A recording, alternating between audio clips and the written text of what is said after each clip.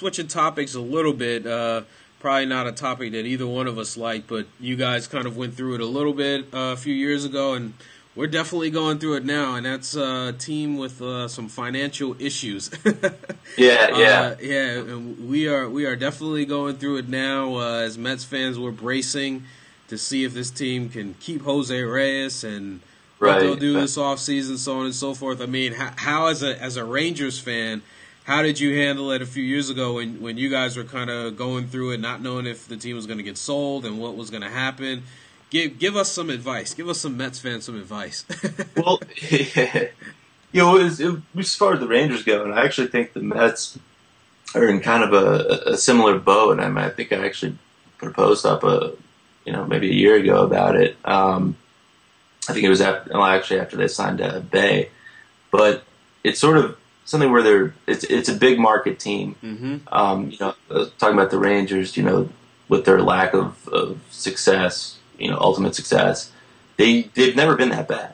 They've never been that good. It's just they're not bad enough to tear things down or do anything like that. They always feel like they have a shot, and if they add one more player here or there, that can get them in. And basically, that was the curse for a while. I mean, they'd end up, trading Adrian Gonzalez for Adam Eaton, and Brandon McCarthy or John Danks for Brandon McCarthy.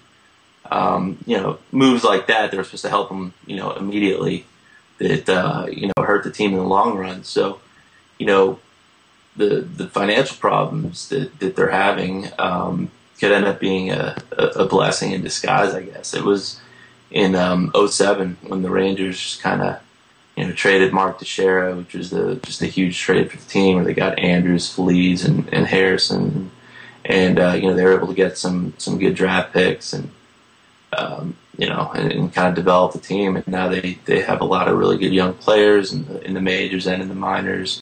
And I know with the Mets, they historically hadn't spent a lot on the draft or done anything like that, and it's kind of what's happening with them, because last year, they got the new Alderson came in, and and then tried to change things around, and that probably had something to do with the finances. So it can kind of force them to make some changes.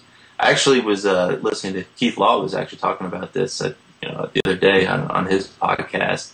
How one thing that he was talking about the difference between the American League and the National League, why the American League always wins, and he made an interesting point that the American League has the Yankees and the Red Sox and just the huge payroll teams. The National League has a lot of there's kind of the next tier in payroll, and the existence of the Yankees and the Red Sox and the American League has kind of forced other teams to just say, well, we just need to go one way or the other, where, if you have to win 95 games to get the wild card, then, you have to do something creative. And, so, the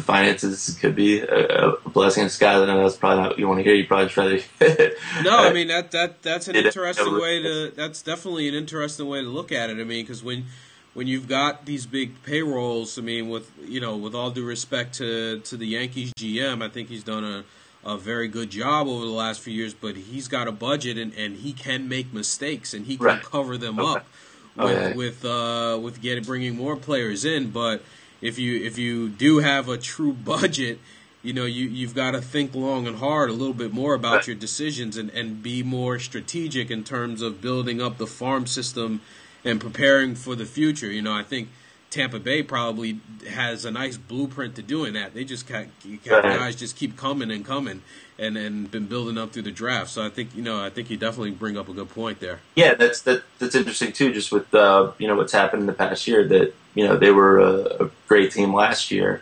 They don't have much money, obviously, so some of their free agents left.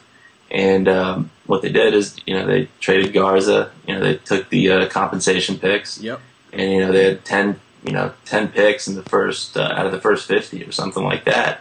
So while the fact that they're in such a small market, they can get away with doing that. If you're the Mets or another big market team, you win 95 games, you're gonna have a hard time. Yeah. Going out and and trading, one of your best pitchers and saying, well, maybe the year after, that probably wouldn't go over too well.